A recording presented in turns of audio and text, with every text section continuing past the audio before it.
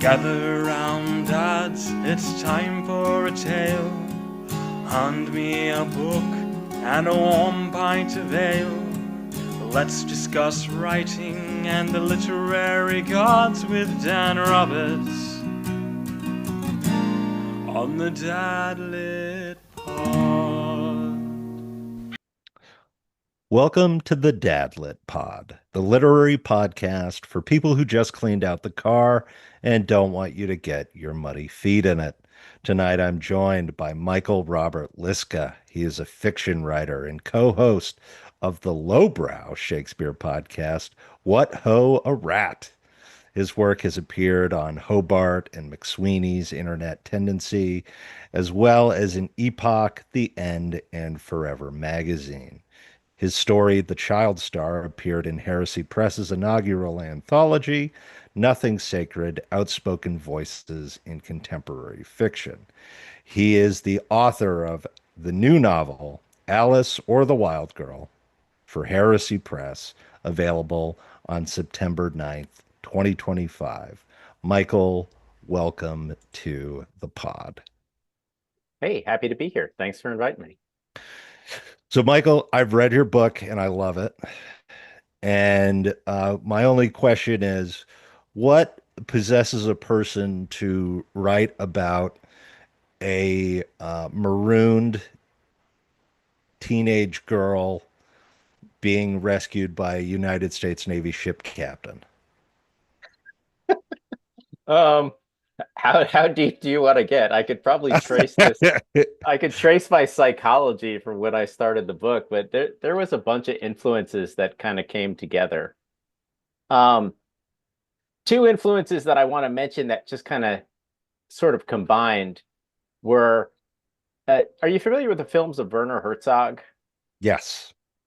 Okay, so he has two films, one Agere, The Wrath of God, and one, The Enigma of Caspar Hauser, that actually has a really lovely title in German that translates to Every Man for Himself and God Against All.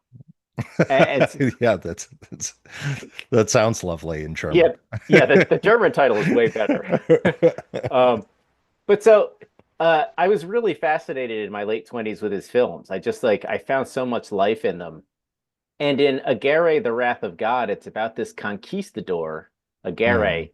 Agere, traveling down a river into the rainforest in South America. And through the movie, there's this female figure in the film. I think it's his daughter, who's just kind of silent through the whole film and just sitting there. And I thought, like, well, this is interesting. I'm kind of interested in her perspective, and her perspective's not really in the book, or Mhm. sorry, not really in the film. And that other film, The Enigma of Caspar Hauser, is actually a fictionalization of a story of a feral child. You know, this child, Caspar Hauser, who was kept in a basement for his entire childhood. And I think later he was sort of dumped on a German street and he couldn't speak and nobody knew where he came from. And he didn't remember ever like seeing or talking to any other people. So that got me really interested in feral children and stories about feral children. So I thought, like, I kind of want to combine these two things.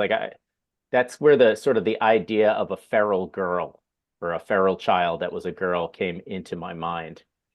And another thing I was really fascinated with at the time was I was fascinated with nautical literature. And I just thought it was a really rich landscape. And I thought the stories I was reading, these nautical stories, and I was reading a lot of 19th century stuff, were so fascinating. And I was so amazed at like what people in the 19th century could do on a ship and how skilled all the men were. And when people were I was reading a lot of stories of shipwrecks. And when people were shipwrecked, like how they could be like, oh, and then we made a furnace and made mortar out of the shells to like caulk a new ship. And I was like, these men had so much, not so much mechanical knowledge, and their stories are just amazing. So I kind of got sucked into that landscape and I just started reading and I thought like, well, this is my landscape. I want to write something that takes place in the 19th century at sea. Um, for years, I kind of worried about it because I was like, wow, nobody's writing anything like this. And people are just going to kind of think it's colonialist or whatever. You know what I mean? And I was like, no one's ever going to read this or buy this, but I just kind of kept working on it as a passion project. Yeah, well, let's hit on that just temporarily because I sat down with John Duffy to do a book club episode. And one of the things um, that we were talking about, I think John mentioned this idea that of the natural world reclaiming things being one of the themes. And I thought the other theme that was sort of interesting was the frontier. Hmm. There's a lot of frontier in the story. The frontier of the South Pacific, which is I won't ruin it, but in the book has been sort of conquered by this point. Yeah, it's Or sort of the commercialized. Yeah, it's This- commercialized, or the frontier in the United States, which later on appears in the book, where an adventurer or your main character goes to make his fortune uh, as well, and to sell his story of adventure. One of your main characters. Was that a conscious choice? You wanted to play on sort of this 19th century concept? Yeah, I mean, I think a lot of what I was reading was kind of informed by this idea of manifest destiny. Hmm. And I thought if I was going to do something with the genre, I was going to have to do something subversive with that.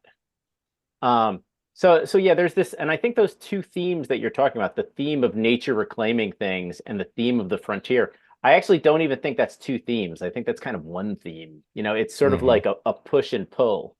Um, and the book starts out with an epigraph that I actually found in I think the memoir of as an older man, the cabin boy of the USS Vincennes, I think, Charles Erskine had this great little passage in his memoir that he wrote as an older man of his time as a cabin boy. And it just seemed kind of insane to me that he was like the mission of man is to conquer the world. The Hmm. mission of man is that frontier needs to eat up everything. And I saw kind of an essential hubris in that. So that's the pushback is nature, and I think ultimately kind of death, right? Yeah. So it kind of became metaphysical for me, those two ideas. Uh, the idea of us trying to conquer or really establish any dominion on the earth at all, when everything is so transitory, when death eats it all, and any frontier we establish, any empire we establish is eventually going to crumble. Hmm. So I was definitely thinking about a lot of that stuff, and I was trying to do something I think a little subversive, and I think it started to get a little like existential as I I would was writing the say that book. I Uh, would existential is definitely a word I would use with the book.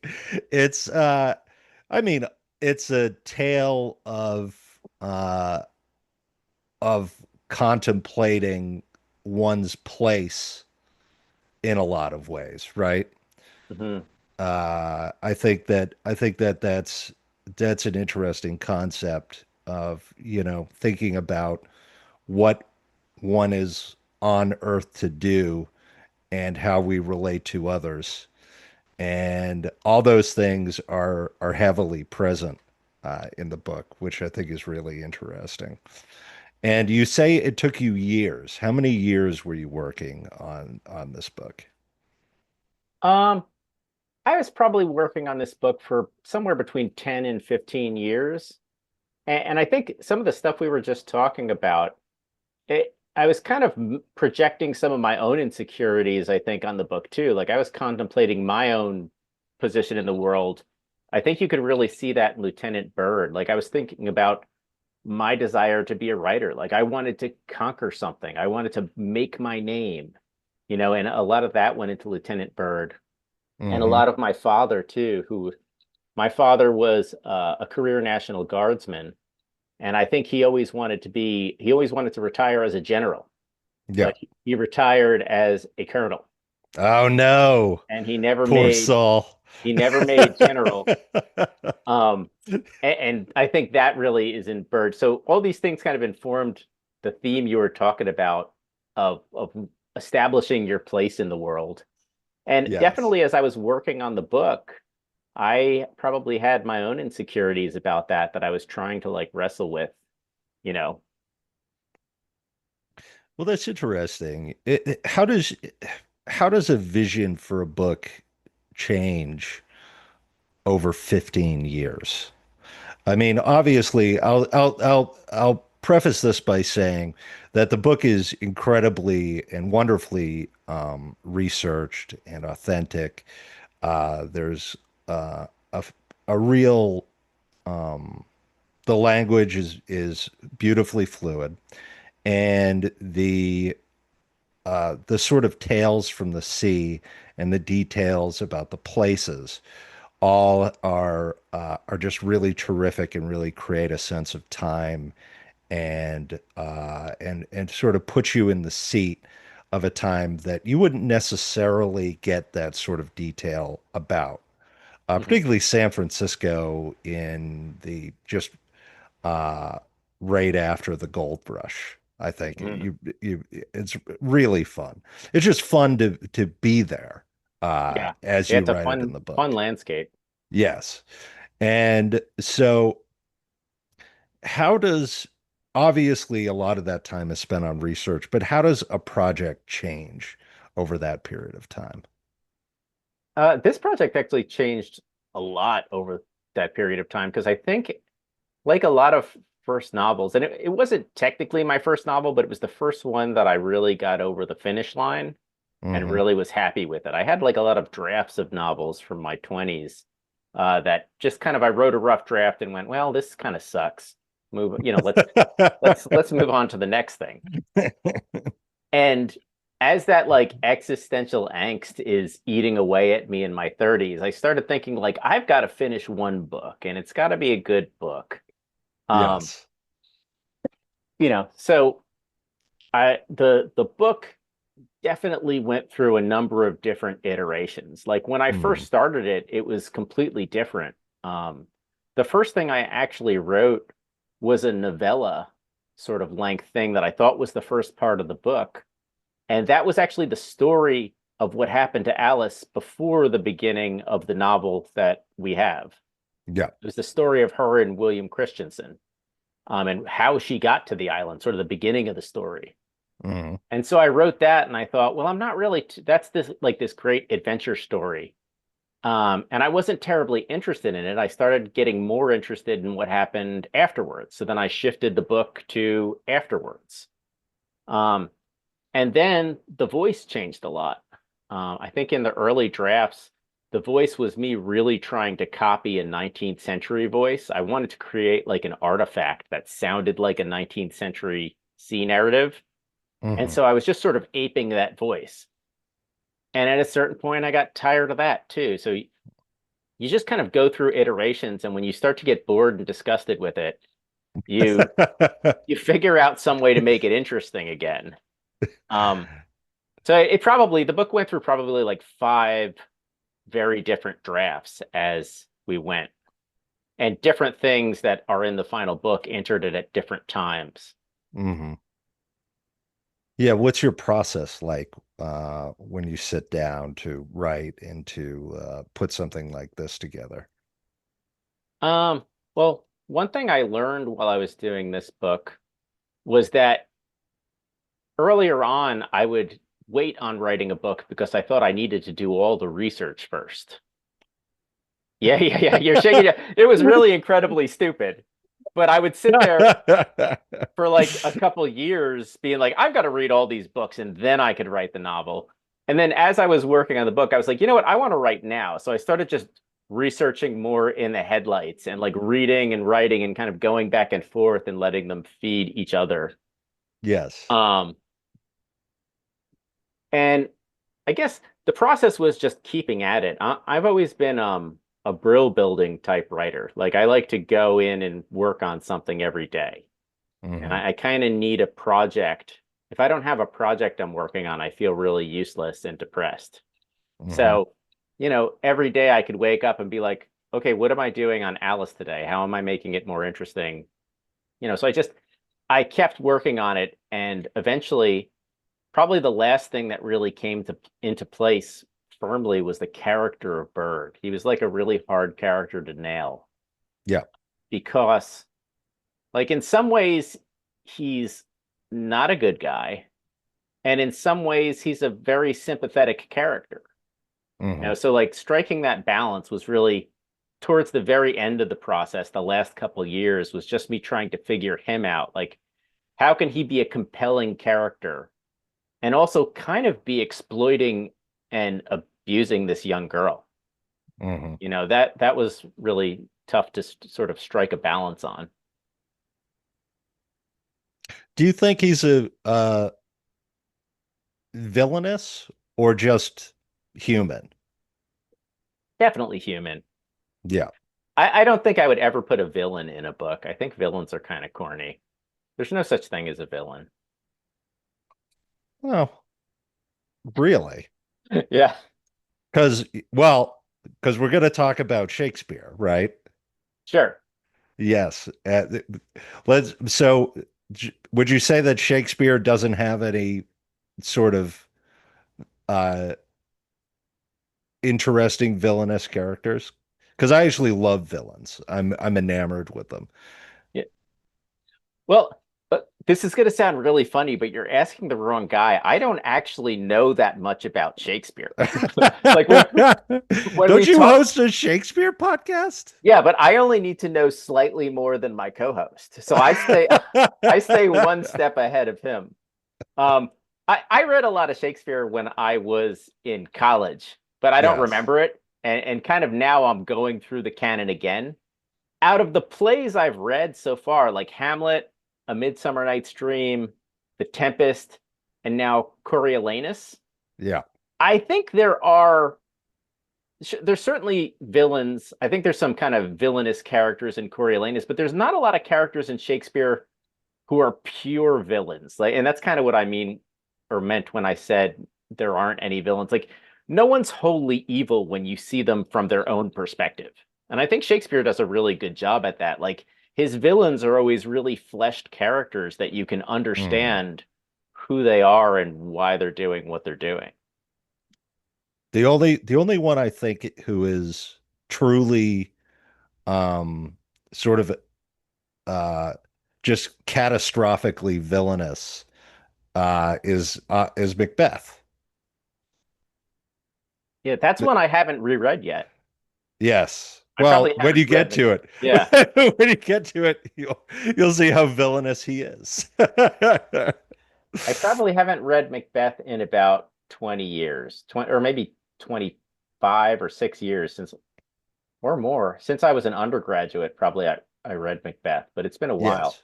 So what did you study that got you interested in writing feral child naval San Francisco fiction? It's obvious. Philosophy. I was a philosophy major as an undergrad, and then I did a creative writing MFA. I actually went back in my 30s to do an MFA because I was a philosophy undergrad. Obviously, in like my late 20s, I was struggling to figure out what I wanted to do with my life with a philosophy degree. I never regretted the degree. I loved studying philosophy. Yeah. Um, I kind of was thinking about becoming an academic philosopher for a minute. And then at a certain point, that just started to seem really boring to me. And kind Hmm. of like not a culturally alive node.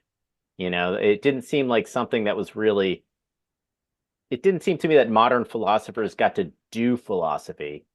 It seemed that modern philosophers wrote papers about older philosophers. Yes, or become gadflies. Mhm. Yeah. So eventually I went back and I was like, I love writing and I always, in all of my memories, since I was a little kid, I loved writing stories. And I was like, maybe I should go do an MFA and get a little more serious about this. Hmm. So I got an MFA and that really, people kind of trash MFAs, but I thought it was a really rewarding experience for me just to be around other writers and to kind of light a fire under my ass. Like to have a class where it's like, you got to write something for class and to Hmm. have to sit there and do it. And that's where I really started in my early 30s, like my daily writing practice. Hmm. What would you say are some sort of uh particularly useful class experiences that you had while doing your MFA? Hmm. Well, I think one thing that was useful about it was workshopping, Hmm. because a lot of times when you're a writer, you kind of exist in a vacuum. You know what I mean? You're sitting there with your grand plans and your dreams, uh, but nobody's there to hold you to account and look at what you're Hmm. doing and be like, "This sucks. What are you actually doing?" You know, and ask you the hard questions. And when you're workshopping, which the MFA program I did really was mostly just workshopping. I wouldn't say there was a lot of like lecture courses, um, or really all that much advice from the faculty. It was mostly like get in a room, write a story, you're up. And you actually have to write a story and you have to show it to a dozen people. And those dozen people are going to sit around and trash it. And Yeah. some of them are stupid and you've got to deal with it. You know what I mean? Some of them are wrong and you're better than them, God damn it. And and some of them Yes. are actually good writers who have good advice for you, and you've got to learn to weed that out, Yep. or weed sift through that. And I This think that's a week, really yeah. I was going to say this week I'm being eviscerated by a science fiction writing group uh, ah on my new work in progress. So I'm very empathetic to this. yeah, that's a useful process, I think. Yes. It's good if you eviscerate it. If you're eviscerated by other people, you build up your critical faculty where eventually, hopefully, you'll be able to eviscerate yourself every day, right? So you'll be Yes. able to write something and instead of sort of existing in delusions of grandeur, you'll be able to look at something and be like, what am I doing wrong? How is this not entertaining? Where is this boring? And really, those Hmm. are the kind of hard questions I think a workshop help somebody start to ask. And whether or not they carry that baton forward is up to them. But that's really what was useful in the process for me. Yeah. What would you say was a big weakness that you were able to overcome by engaging with workshoppers? I think a big weakness of my big weakness, I think, was of course every writer's big weakness is that when you're a very young writer, you think that everything you type is brilliant. Hmm. That's kind of the mode of a young writer. And I don't think I'm alone in that. And that first time a lot of people start to like rip it apart in front of you, you get that hot feeling in your face. You know what I mean? Like Yes. you get that kind of oh God, like it's so uncomfortable. Um, It is very uncomfortable. I think that's a good discomfort to go through to like sort of harden your soul. Yep. How do you still hold on to your confidence and resist the urge to just sort of descend into self-critical despair? Or you don't. So I'm getting your laughter indicates that you're not able to do yeah, still working on it. I'm working on it. that. It's going well for you. Yeah. I do spend probably I spend a good like 60% of the time in self-critical despair. Oh, good. You Me know, too. there are little windows of optimism, but definitely a lot of the time, like, I kind of hop around projects. I haven't finished another project after, not another novel project after Alice, but I've got a bunch of stuff in the works. And I kind of like work until I get completely disgusted with something and I think it's terrible. And then I move over to another project. So I guess resisting Hmm. despair for me is about staying in motion. You know, Yes. if I think something really is awful and I'm not feeling it, I turn in another direction. And Hmm. more often than not, that awful thing, like let it sit on the windowsill for a while. Later, when you go back to it, you go like, oh, this isn't half bad, like there was something here, and now I can kind of figure out how to fix it. And, sometimes I need that perspective. So I can't really, I'm really amazed when writers can just work, say like, a professional writer who's like, now I'm starting my next book. And 2 years later, they're like, now I'm finished with my next book. I can't really work in a linear process like that because I get too tangled up in a book and I get my head stuck up my ass, and I don't really Hmm. know where I'm going. And often I'll need to get some distance from a project. So I try to just have a couple things cooking at the same time. And when one starts to seem not attractive, another one will start to have a little bit of a glimmer to it. Hmm. And so at some point you've just beaten yourself up to the point where you've achieved Alice the Wild Girl style perfection, is what I'm hearing.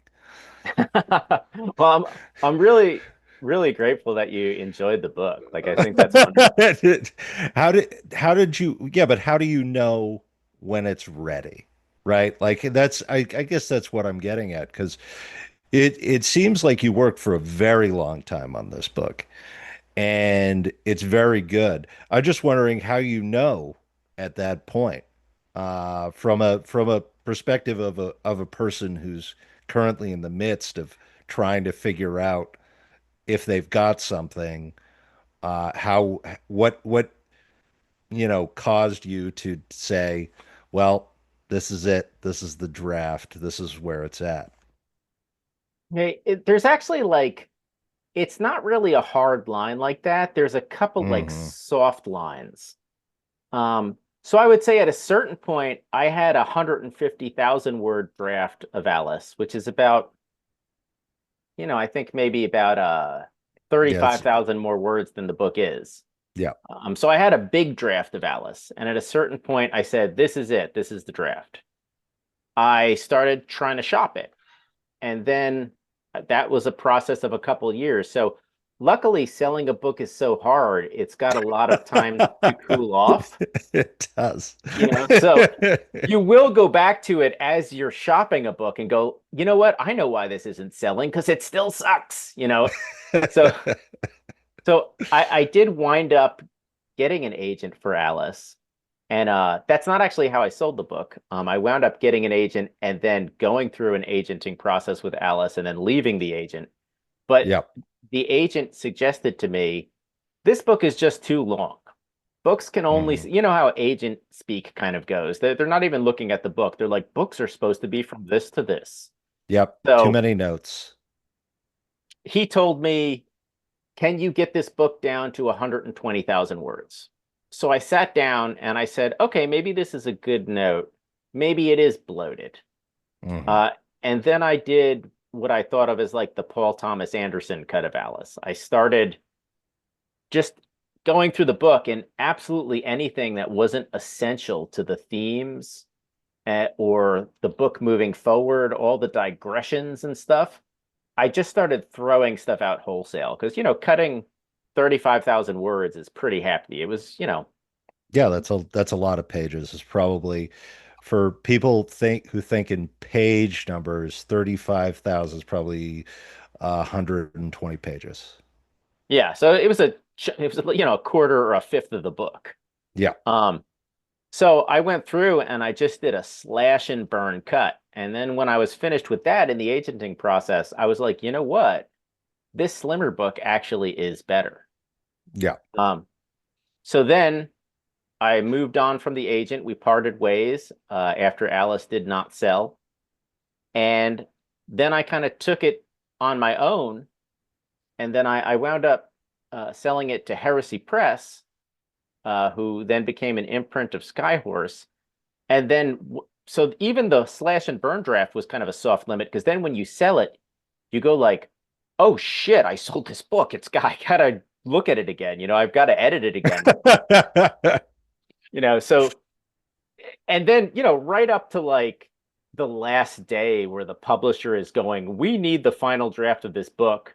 I was still working on it. I was still Yeah. like, once that pressure is on you that it's coming out, I was still like just sitting there and going, oh my God, I got to make this book better if it's going to come out, you know?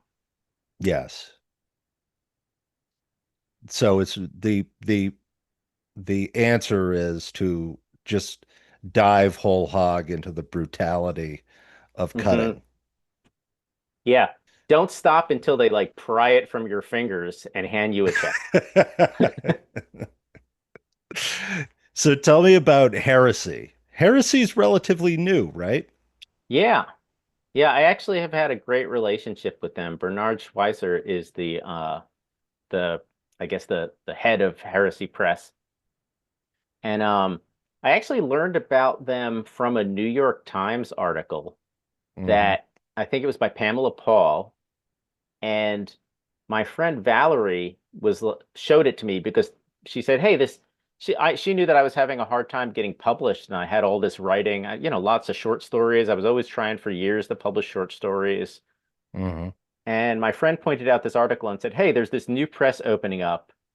And I think Heresy kind of like positioned itself as like the non-woke press. I think Bernard definitely Ah, had the idea that, publishing is just really kind of enslaved to this sort of politicized mentality that's holding back a lot of good work hmm. and also holding back a lot of good people if they don't have like an identity story to go with them as an author. Yeah. Um, and I'm just like a Dago white kid from New Jersey, you know what I mean? Like I don't from the suburbs. I don't have anything particularly interesting about me in my identity. Um, so she showed me that, and I sent Bernard a story that I had been working on, and it was kind of like the one of the best experiences I ever had submitting a short story because I submitted this short story to him like maybe at like 9:30 at night. I finished my last edits and hit the button and sent it off, and like 8 a.m. the next morning, Bernard was in my email box like, "This is an amazing short story. I want it for our anthology." I was like, Well, after so many years of, hundreds and hundreds of rejections, I was like, well, that's interesting. It's yes. I recently had a similar experience with Oh, that's getting great. rep, and and it was literally like I sent the query, and then I got, Dan, can you send this? Can you send the manuscript? And then I Awesome. sent the manuscript, and then like 2 hours later, Dan, I really love this. I'm gonna keep reading though. And then I'm like, wow, I've never heard that from them. Yeah. You never hear that. Yeah. So this was a novel draft you sent out. Yeah, yeah, Yeah, yeah. that's a really So good it is. experience. Yes, it's my thriller that I wrote for my wife. Hmm. And so it's hopefully going on submission pretty soon. Oh, that's great. That's great to hear. What's the Yes. name of it? It's called Mr. Bullet's School for the Stalked. Oh, nice. So for people who are being stalked, as in I've discovered that the English language does not do the people who are stalked by stalkers any favors, because everyone Yeah. sort of hears it and they're like a stockyard? It's a cowboy story? Yeah. The And I'm stock. like, the stalked, yes. And it is about a woman who is set upon by a stalker who tries to ruin her life. She doesn't know why. And then all of a sudden, she gets a knock on her door, and she opens it and finds a flyer for Mr. Bullet's School for the Stalked, lessons in flipping the script and taking control. And that is my hook, and I'm hoping that it will sell. This would be my fourth manuscript that and my second agent. So we'll see. We'll see how it goes, though. Yeah, well, they say that's the one, right? They say you've got to write three bad novels before you get to the good novel. Yes. Except I don't think the other ones are bad. Yeah. Yeah, well, I Yeah. definitely have a couple bad ones I under my belt. do you think they're bad, or do you think they're sort of immature? Is it bad or is it immature? Because I think there's a purity in not knowing what's Hmm. good and what's bad, and a sort of unadulterated freedom. Like before I discovered that no one wants male interiority in books ever anymore. I mean, my favorites are all, Raymond Chandler novels. Love Raymond Yeah, Chandler novels. that And noir my, stuff has almost no interiority in it. It's all fly on the wall. yes, yeah. But the other side of that is there are all these great internal monologues that Philip Marlowe goes through, like the blonde speech where he talks about all the blondes. And those were all my favorite parts of those books. I just thought they were so funny and so fun.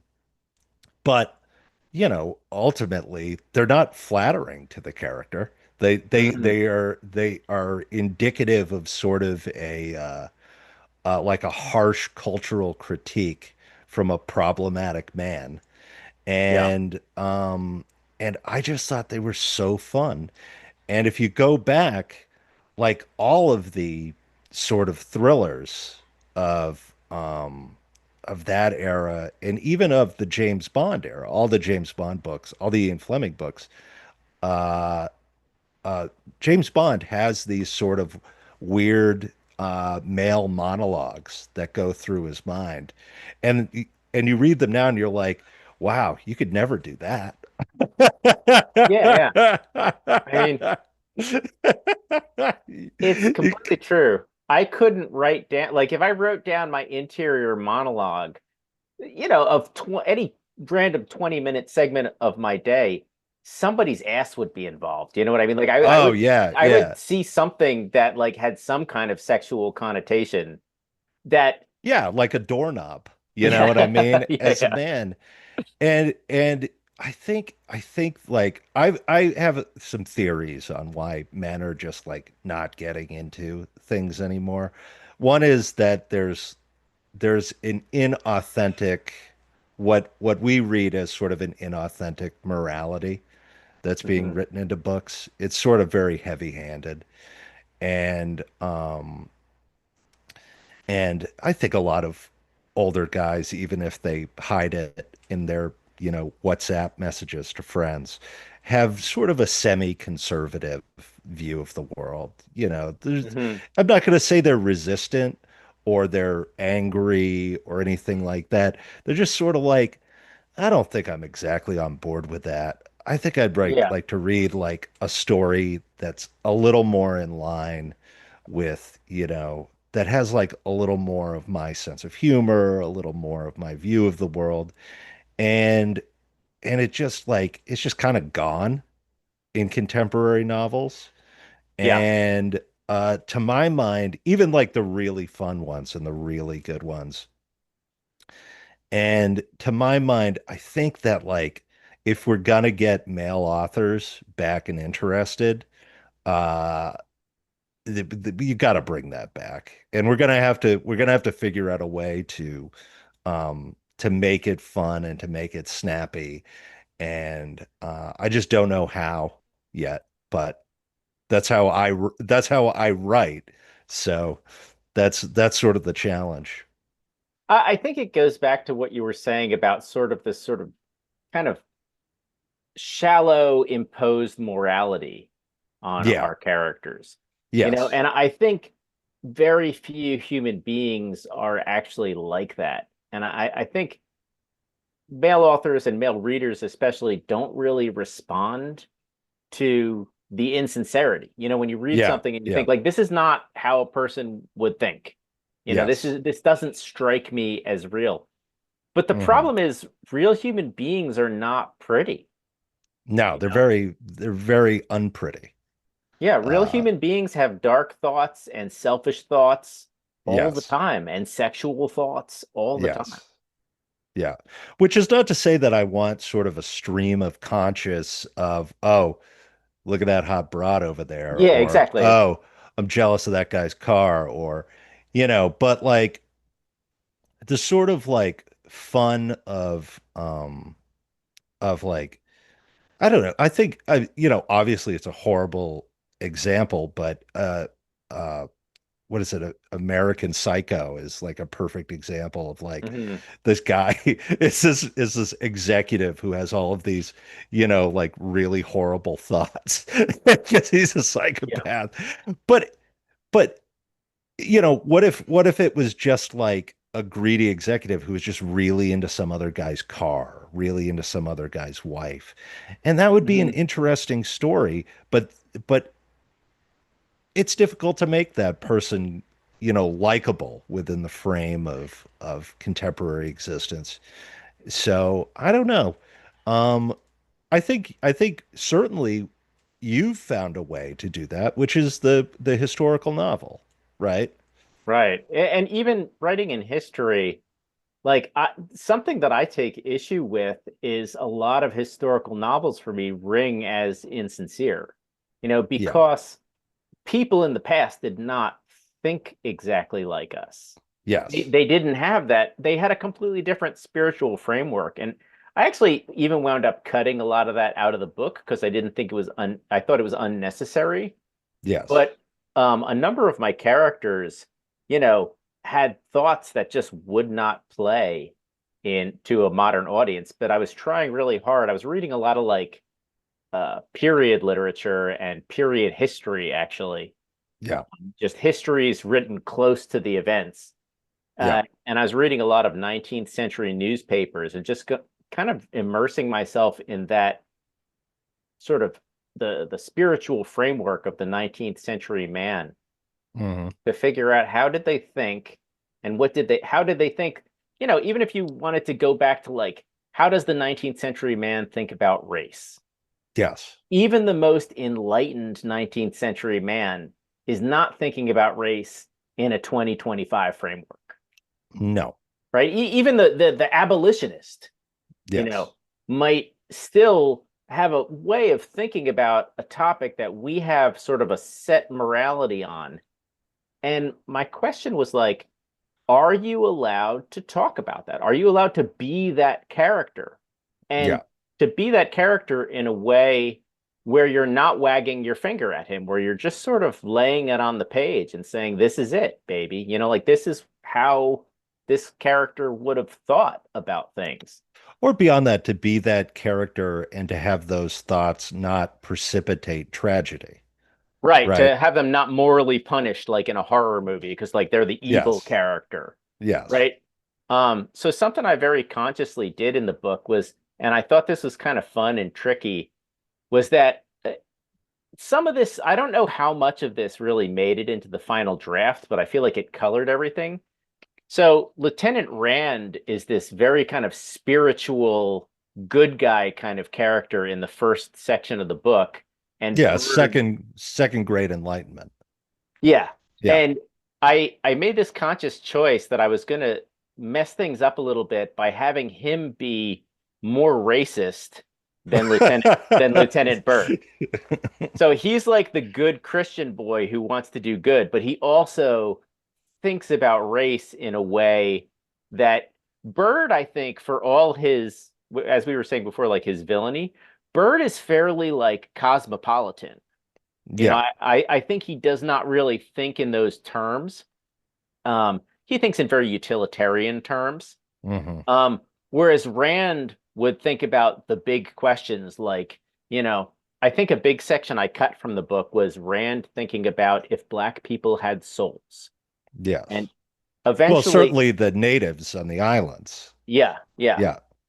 Yeah, he was thinking about I should have said like people of color. He's Yes. thinking about if non-white people had souls. Yeah. And I explored that for a bit. Like, how would this character, he wants to be good, but how would he have wrestled with a tough question like that? And then after writing it all, of course, I looked at it and cut it out because I was like, nobody's ever going to publish this shit because it's it's really raw, man. Yeah. You know? Yeah. At the same time, you go back and read that. I think I recently sat down uh, and started writing an article that I was hoping to get published in Tablet or Judith Magazine, which is about the view of Jewish people and American Jews in prominent, great American novels. Hmm. And in in those novels, even in Harriet Beecher Stowe's Uncle Tom's Cabin, uh, Jews in the American experience are presented as a foil. They Hmm. are not genteel society. They represent Right. urbanity, unfettered capitalism. Right. uh, Avarice. avarice, greed, and all of these things. And they're often set against uh, the genteel characters. It's like, well, for example, Meyer Wolfsheim versus Jay Gadsby in The Great Hmm. Gatsby. They're both bootleggers, Hmm. but one is treated as sort of uh, beneath society, even though it's based on an actual person who was a very wealthy man and a stockbroker. Uh, what's his name? He fixed the World Series. No clue. Anyway, and that was just the way things existed, right? This is the and it keeps recurring in books.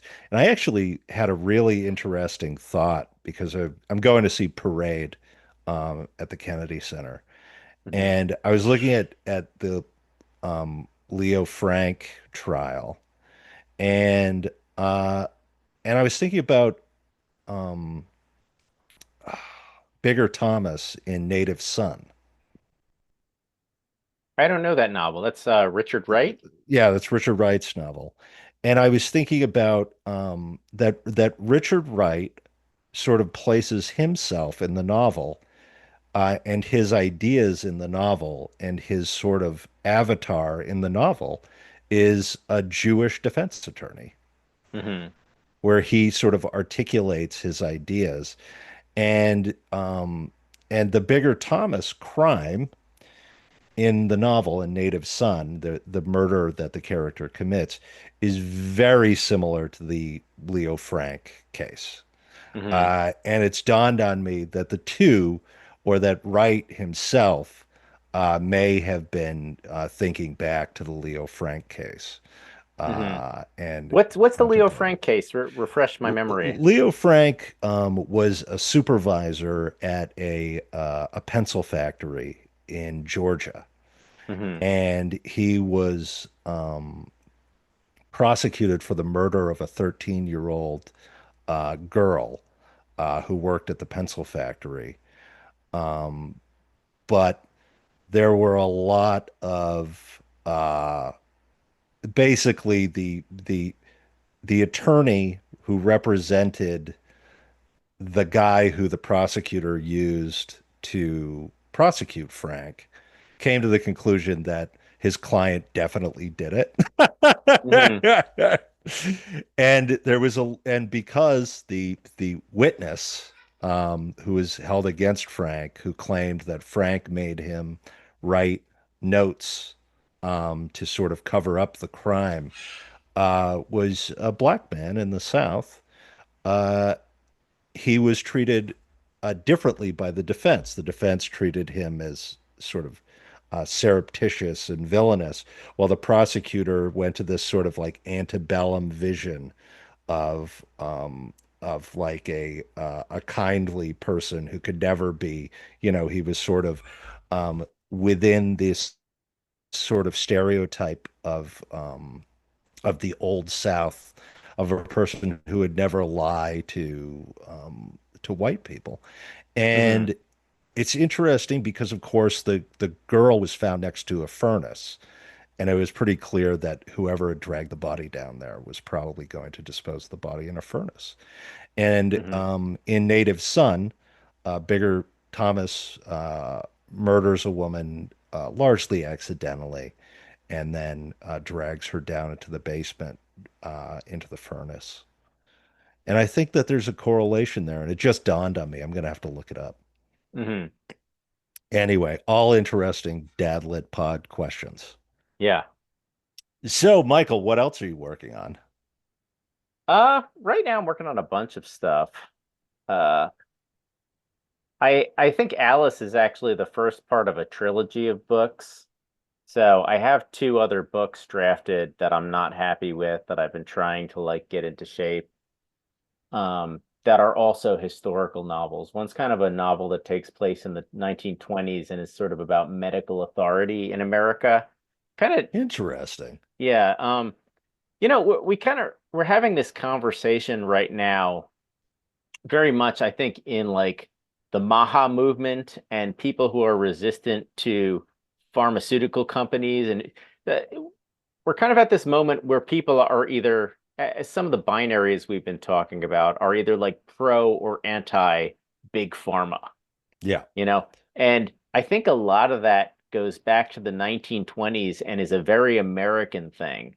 I think it's an American thing to resist authority and institutionalization. Well, Um, we're actually, my wife is a public health professor. We're mhm. we're arguably the worst behavioral change public health country Yeah, ever. And we were yeah. talking about what a disaster we are from behavioral change. And I have this great book about Chicago's attempt to get rid of syphilis in the 1930s Mhm. and how they committed all this money to do it, and it had no effect. Yeah, They just didn't people get in rid of America have syphilis. always been kind of bent against authority. Yes. And if you look into like sort of the history of medicine, I found that landscape really interesting, that by the 1920s, you were starting to sort of make all these progressive improvements like licensing doctors. You can't just put a sign on your door, I am a doctor, I do surgery. You've got, Yeah. there has to be some sort of agency that looks at you. Um, but also there's always been a lot of resistance to institutionalization. So I started researching the history of chiropractic, which is terribly interesting to me. I got interested in it because I started going to a chiropractor and I felt simultaneously that it was A, kind of bullshitty, and B, yeah, and B, Our my chiropractor my fans are shoulder. going to hate us. Yeah, no, but we haven't got to B yet. B Yeah. was my shoulder pain went away. You Oh, know, there you so go. so for me, that's what makes sort of an interesting fictive landscape is not a clear answer, but a tension. Yeah. So I found a tension there. And so I have this one book that's kind of about alternative and institutionalized medicine in America, and eugenics and alternative medicine and where science was in the 1920s. Hmm. And another book that is sort of the third book in the trilogy that's a shorter book about two boys on a summer adventure in Eau Claire, Wisconsin in the 1880s. So that's kind of the American trilogy.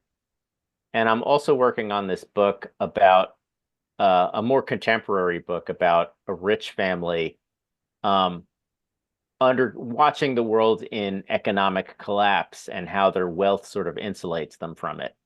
Hmm. The So old, the millionaire doesn't mind owning their own coach. They can always rent one. yeah, Yeah. yeah. So there's a bunch of stuff I have in the works. I don't know if any of these books will ever be any good, as we were talking about before with my process. These things are all in the weeds. Yes. I've gone through many drafts and I think they're not very good, and I'll just keep working on them until either they get good or I die or something else comes along. Yeah. And something else you want to work on.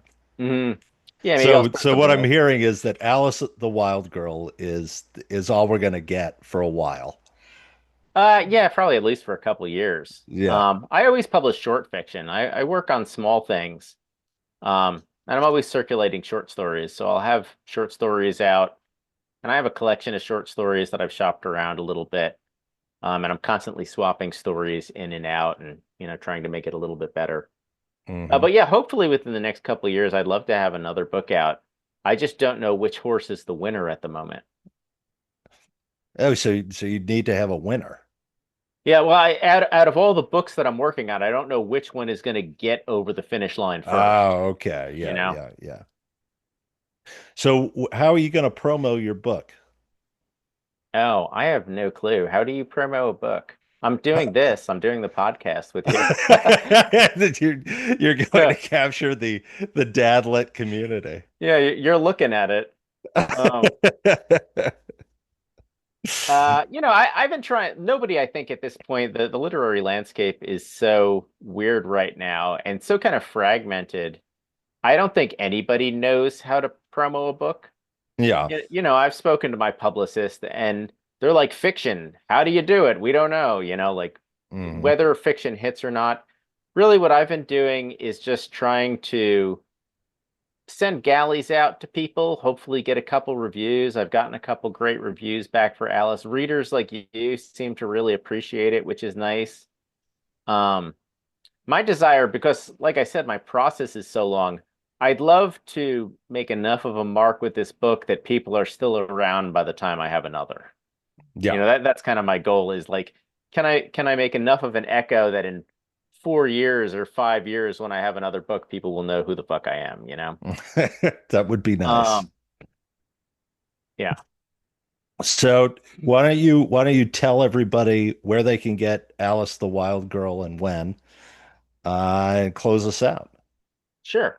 Alice or the Wild Girl is coming out from Heresy Press, which is an imprint of Skyhorse Publishing. And it should be available. We're distributed through Simon and Schuster, so it should be available technically everywhere. I don't know if anybody's going to stock it or how these things work. But you can go to your local bookseller and ask to order it. I would always suggest that people go to their local independent bookseller, so that we can keep these communities alive. Yep. You can, of course, get it on Amazon and all those places. And if you'd like to check out our podcast, it's called What Ho a Rat. And Nice. I am in the midst, that's available on all podcast formats. And I'm in the midst of reading Shakespeare's entire dramatic canon to my stoned friend. That's going to take us like about 30 years as far as I can tell. Well done, Michael. And you should go out and buy Alice the Wild Girl. I really enjoyed it. And you can all look forward to the book club episode with me and John Duffy, which will be coming out shortly after this episode. And you can hear all of our thoughts on the book and how much we liked it. Well, thank you again, Michael. Our time together has come to an end. It's time to return to your wife, kids, and friends. It's time to pick up those books you forgot while you wait for the next Dad Lit Pod.